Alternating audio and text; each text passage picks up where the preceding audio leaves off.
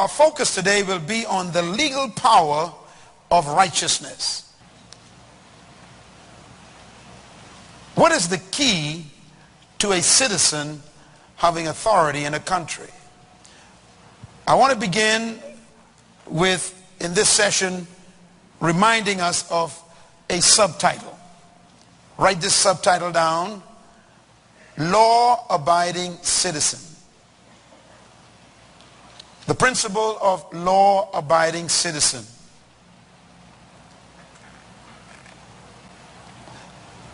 This is an important concept for all countries, including the kingdom of God.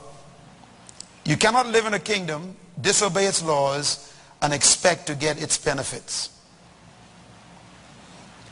You cannot live in a kingdom, violate its laws, and expect to continue to have privileges.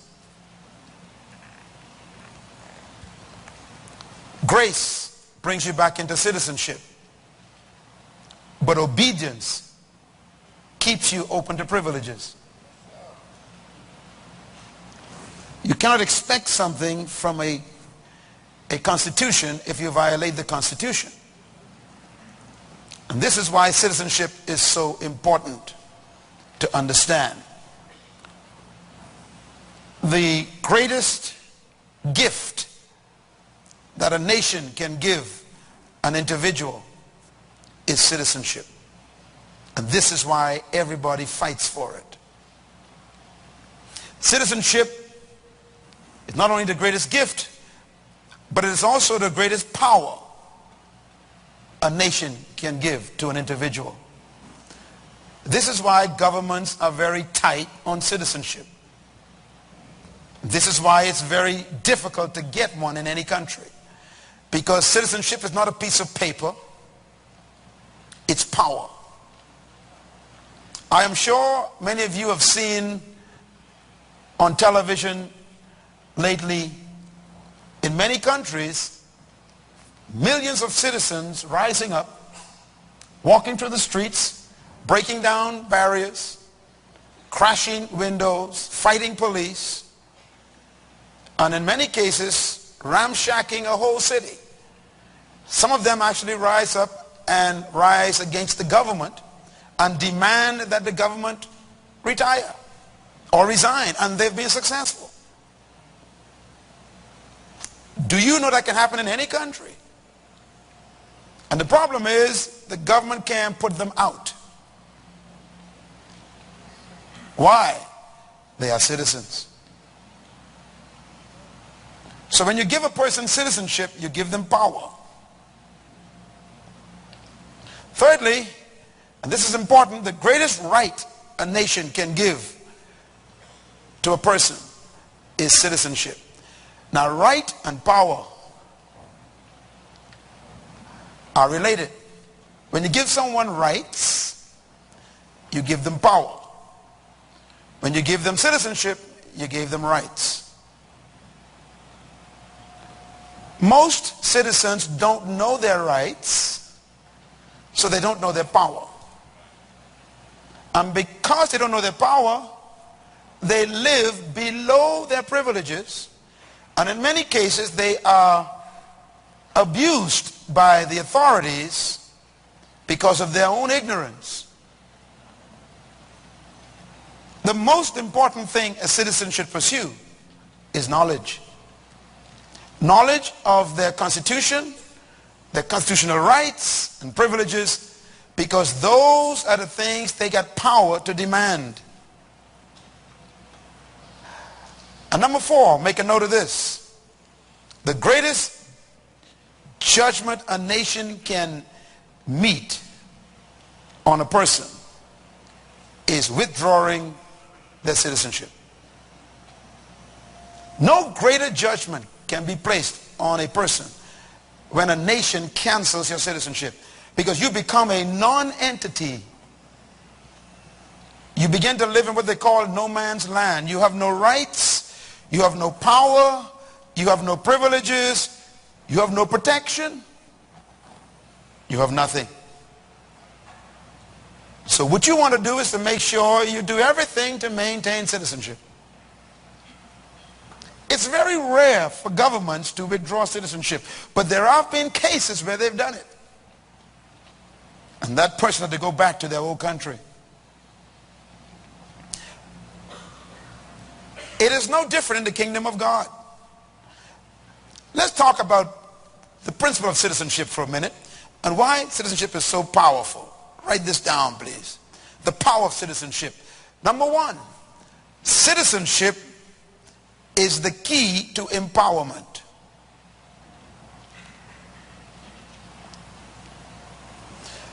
Citizenship is the key to empowerment. In other words, when you give a person citizenship, you empower them. Secondly, citizenship provides legitimate access to all the rights and privileges of a state.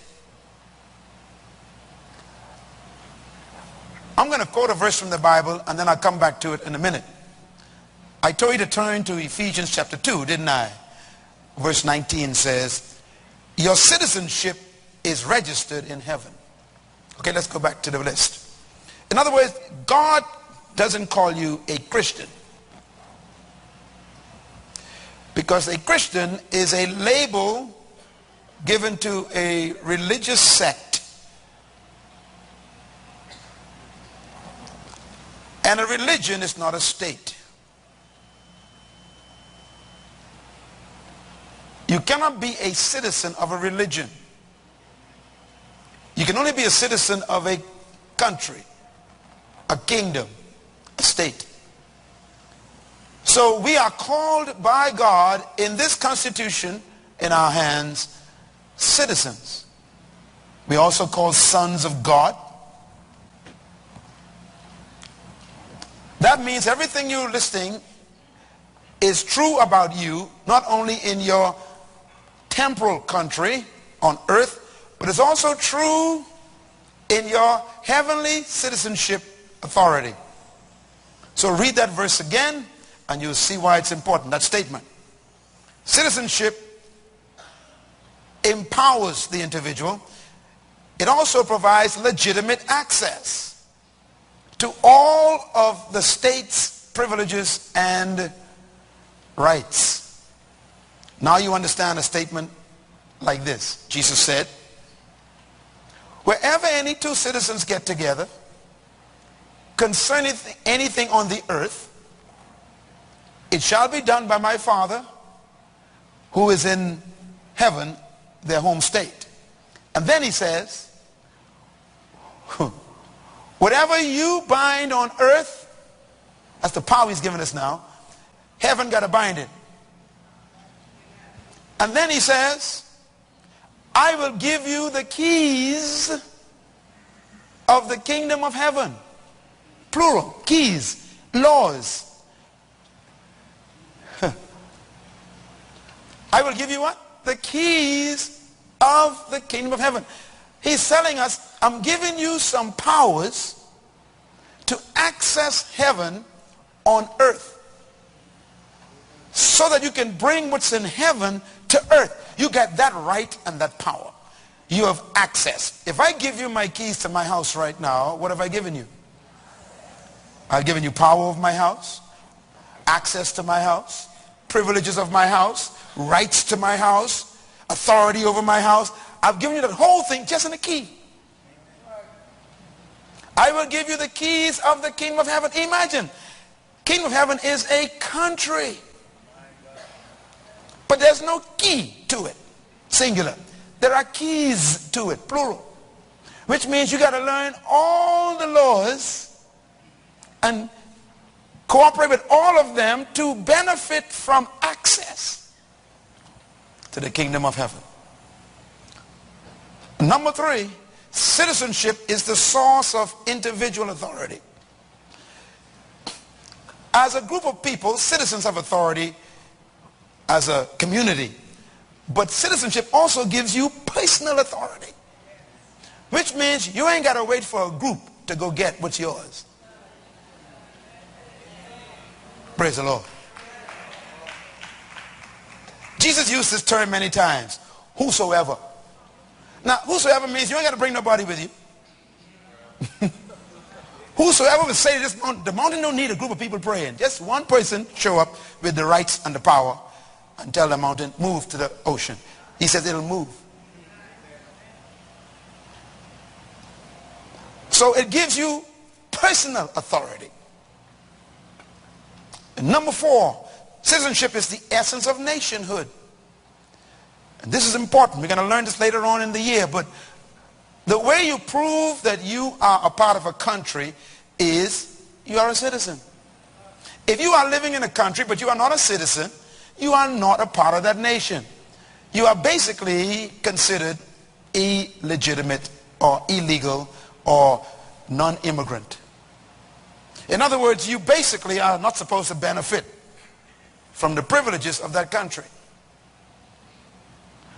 Being in a country doesn't make you a citizen. Coming to a church group for 20 years doesn't make you a citizen. Wearing religious clothing. Do you know that an illegal immigrant can carry a copy of the Constitution and still not be a citizen? Am I right? You can actually buy a copy. In other words, having a Bible doesn't mean God knows you. Quoting the citizenship statements from the Constitution doesn't make you a citizen. You can even know quotes from the Constitution, but you ain't legal. And this is why it's important to talk about citizenship. And number 4, citizenship is the manifestation of the contract between the government and the people of a nation. And that word contract is important. A constitution is the contract that makes the citizen and the government legal. So, as a citizen, you have a contract with the Constitution. And the governments are hired to execute your rights for you on behalf of the Constitution. Governments work for the citizens, and governments are there to protect the citizens' rights to what's promised in the Constitution. In the kingdom of God, God has his Constitution. Can you hold it up in the air for me for a second? Hold up high, everybody. What do you have in your hand? What Constitution? Of the kingdom of heaven. Come on, hold up for a second. What is in this Constitution? Laws, promises, privileges, rights, authority, and godly commitment. Now, that means everything in this document, if you are a kingdom citizen by birth again, is rightfully yours. You could say amen to that. Which means that you cannot approach this book with feelings. Law is not activated by feelings. Law is activated by knowledge of rights. So, this is your contract. Now, Jesus Christ is the King of the kingdom of heaven. And you are his citizens, and this is his constitutional contract with you. What I like about Jesus is he knows that legal documents are very complicated. This is why if you want to approach the government concerning your rights, you normally hire what they call a counselor. Am I right? We call them what? Lawyers. A lawyer is a counsel. Now the reason why you hire a counselor is because the counselor is supposed to know the document better than you. Some of you are getting ahead of me. So governments are very close to the legal profession. That's why a lot of politicians are lawyers.